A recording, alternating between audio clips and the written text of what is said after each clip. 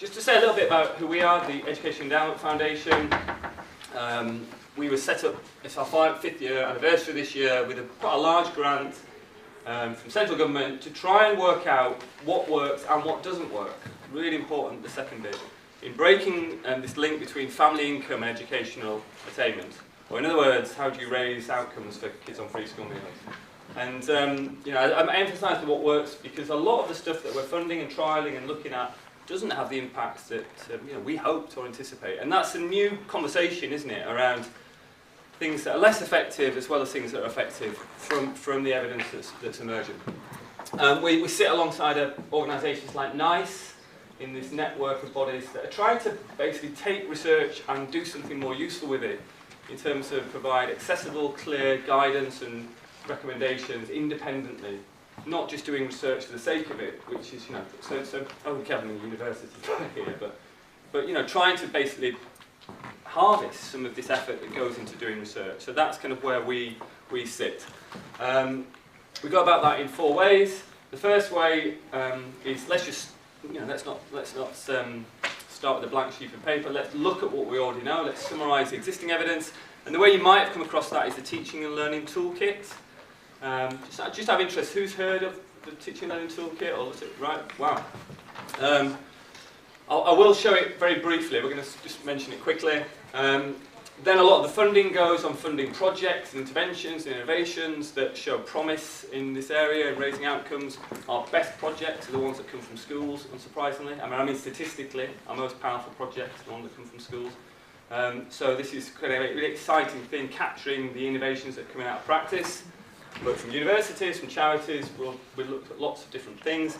We evaluate all the projects using really rigorous, large-scale randomised trials where we test the impact of an approach compared to schools that carry on doing what they were doing before.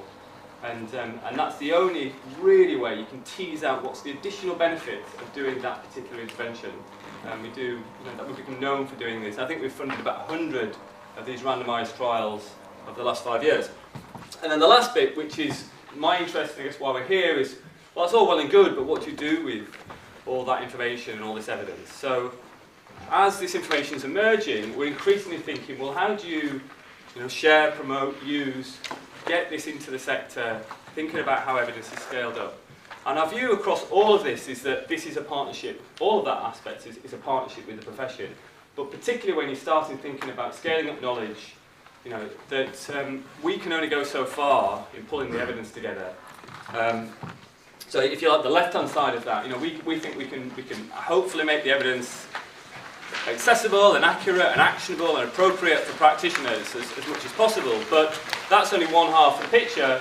To actually get practice changing in school, you need a whole set of both kind of reach and contact. So the partnership has the knowledge of Lincolnshire schools, the links there, the understanding of that context, the authentic relationships, but also expertise that we don't have. We don't have necessarily the expertise on school improvement, on how that evidence actually looks like in practice, so the idea is, on a variety of models, feeling that we can bring the evidence together, but partners like Lincoln Learning Partnership and everyone else that we've been working through bring to that also expertise. So that notice of kind of coordinated but differentiated roles.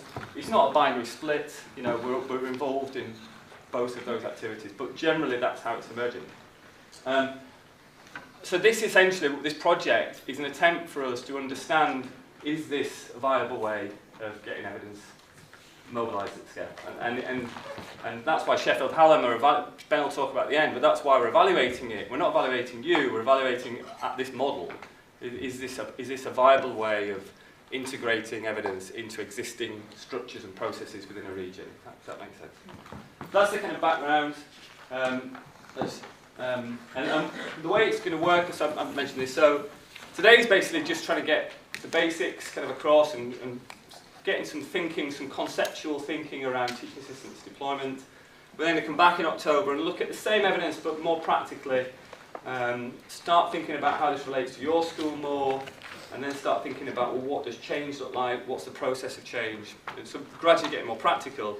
But really, that is just the start, because all the evidence on change in school, it's a bit like learning to drive. You know, you do the theory, you do sessions like this, you might conceptually, we learn the principles of it, but it's only when you give it a go and you give feedback to each other and you model and you refine, and that's when practice changes. So that's why the linked learning partnerships and your peer review groups and the cluster groups are so essential, I think, for the actual transfer of the knowledge into practice. And that's what's always hard. You can, the changing thinking into the changing practice. So this is the start, if you like, and then you've got this great team of people with Vanessa and James and cluster leads that are going to carry it forward together. So that's the plan. So what about the evidence? So I mentioned the Teaching and Learning Toolkit. I once heard a teacher describe it as a witch magazine of education research. It's got a nice analogy in that it's trying to do something similar. It's trying to offer independent, authoritative information that's relevant to decisions you want to make. It looks at things in comparison, just like Witch. It doesn't look at just one type of washing machine. It compares things side by side, and it also looks at cost. It's not just saying this is amazing, it's effective, but it also looks at the cost effectiveness as well, which again is a slightly new conversation. And it was specifically designed to support decision makers in the education system, starting with heads, but obviously broadening out from that. But I think, show of hands, a lot of heads now are aware of this, and there's no better way to turn an audience off than talk about meta-analysis on a Friday afternoon. But it's important in that, because what the toolkit is essentially is a synthesis of around about 10,000 evaluations. So if you've looked at it, there's a huge amount of aggregation that's gone to get to that point. And the reason we do that is because individual studies by themselves can be misleading. So here's a graph that shows individual research studies that have looked at whether or not certain foods and drinks are associated with either protecting against cancer or causing cancer. The line down the middle is a black line. That's neither here nor there. That's kind of neutral. The right is they tend to be shown to be causal, and the left-hand side is shown to be protective. What's the first thing you see? Good. That's yeah. What's the second thing you see? What else do you see? What else can you see then when you look at the distribution of studies? Across the whole graph, what do you see? It's very hard to see. Good on that protocol. I think that's what you said there. So if you look there, there's not one food or drink where there isn't one study, at least, that either shows it both protects and it causes cancer. So if you wanted to, you could go and find the two studies here, find them at the beef, you could go and find the references, high quality, I don't know actually. One thing we don't know is whether or not these are any good, but from this graph, but let's assume they're okay. You could pluck those out, and you could go and say, I can show you from research that beef protects against cancer. And you could do the opposite for wine, and probably in the middle, which we all intuitively feel, eggs probably don't know. And so any individual study by itself can be misleading. You only have to look at the MMR vaccine and linked with autism. That was 2 bogus studies that were retracted from the Lancet, and it's caused lots of deaths and huge number of problems. 2 bogus studies. And the press picked up those 2 studies, and it really caused a huge change in public behaviour. So we look at trends. That's the general rule. Is you're better looking at groups and trends. And that's what the toolkit does. So you have 35 or so things that go on in schools here. Information on cost. The middle column is often overlooked. That's the confidence we think you can put in this research. And as you'll see, none of them are 5. And quite a few of them are 1s, 2s and 3s. That's important because this is just a snapshot of where the evidence base is at that time. It's not a complete, it's not definitive, anything like that. And then you have information on the average additional months progress these strategies have been demonstrated to make. We could look at this for ages, but and the average is important there because the average can hide a wide, just like with the graph on the cancer. If you actually plot the studies, for example, there's a feedback study that has a negative effect. So again, within that average, it hides a range of different effects. The reason we mention this particularly is that for many people, including probably ourselves, this was the resource, this was the finding that really triggered us into thinking about the teaching assistant's evidence. And there it is there. It's actually moved. When it's originally published, it was at 0, it's actually gone up. And the reason it's gone up is on the back of some of this really positive evidence that I'm going to talk about later that EF has produced. So that shows that this is a dynamic resource, it's changing always as the evidence base is moving.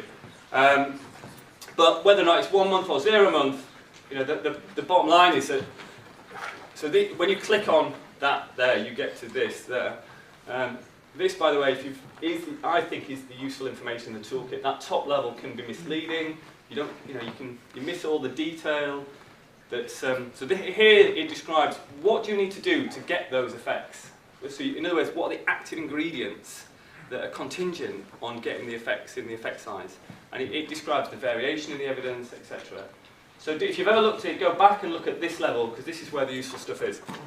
But if you'd read this, essentially what it says is that average picture of 0 months or 1 month hides a polarised kind of evidence base, which basically shows that, and Rob will talk a lot about this more, that the evidence that when TAs are deployed poorly, trained poorly, supported poorly, used to replace teaching, all the things we're going to look at, they will have a negative impact on the pupils that they work with most.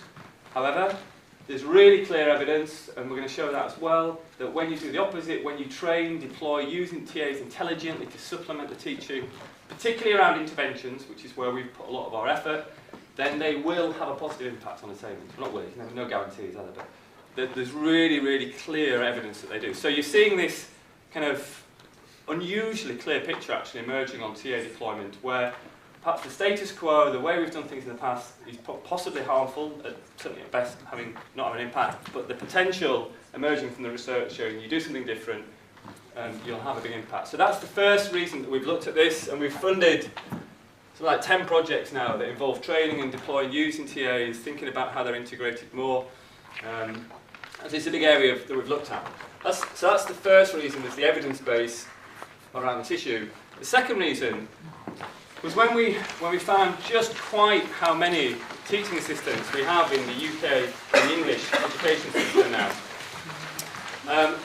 So there are now more teaching assistants in English schools than the population of Iceland. 380,000. There are more TAs than teachers in primary schools, and that we checked the data, that's also relevant for Lincolnshire. Of course, a lot of those are part-time. Just because someone's part-time doesn't in any way change the challenges around, in fact it makes it harder in some ways. You've still got to do all the same training and factors and support, whether or not someone's part-time or full-time. So we have a huge number in primary schools. That change has happened incredibly quickly, relatively, really. I used to teach a long time ago and I didn't have a TA. But that change happened quickly, which again has put challenges on the sector in terms of really being really cogent about why it's doing that and thinking about those changes. And just in terms of the cost, we spend more on TAs and rows, more on housing, more than A&E and maternity combined. It's the largest, by far biggest spend of the pupil premium. So for us as the EF interested in disadvantage, it couldn't be more relevant because this is where schools are spending the additional funds around the pupil premium.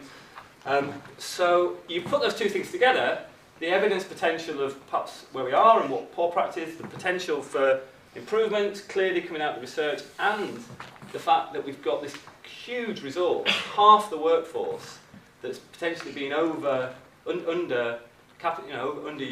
and what an opportunity. There isn't another latent resource in the system that's there. And this is unusual because we don't have to throw lots more money at the resource. The resource is there, it's just about rethinking and reframing how that resource is used. And so this is kind of why we've been working more on this, and why we're starting with this. It's also quite good because it's such a universal issue. Most schools have TAs, so it's quite a common issue to get moving from Lit Learning Partnership.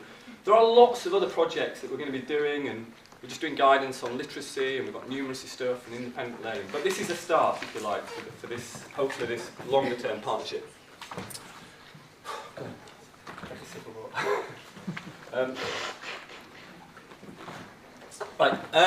So that's the context, and 2 years ago, Rob, myself, and a guy called Peter Blatchford at the IOE wrote our first guidance report. Everyone got one? Yeah, which is, I guess, if you like, our attempt to get off the fence on an issue and say, at this moment, and it could and probably will change, but this is what the evidence around TA deployment is meaning in terms of a set of actions. So it's more practical than the toolkit. It's more kind of actionable, and it's a bit more clear, if you like, about what the evidence is saying. And it's been the foundation for a whole range of different scale-up actions. Who was aware of this before we started this? Wow, okay. Well, that's great. That's really good. And so, as you'll know, we broke it down into 3 sections.